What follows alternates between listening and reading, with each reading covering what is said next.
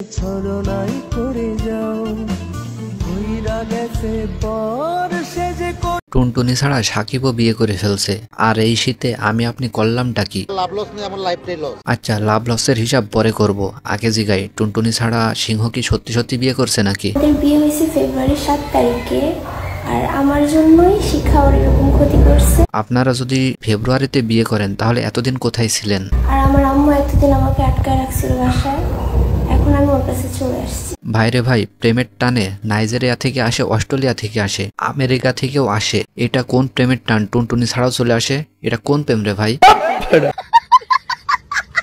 ভালোবাসাটাই মহৎ।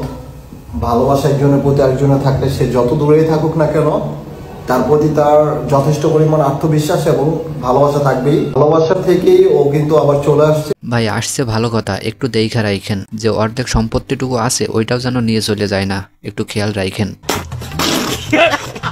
ইভেন ওর আম্মু আগে আমাকে একবার জেল খাটাইছে 4 মাস শিখার সাথে জড়িত হয়ে। সো দেখি এবার আর কয় মাস জেল খাটায়। তো ভালোবাসা কখনো প্রেমের মরা জলে ডুবে না। ভাই সব প্রেম কি টিকটকারদের কপালেই জোটে? ওর টুনটুনি নেই, তারপরে ওর প্রেমের সব কি মানুষ হাবুডুবু খাই? কেমনে কি ভাই, এটা কিভাবে সম্ভব? সব স্বপ্ন সত্যি হয় কার, তবু দেখতে দেখতে কাটছি।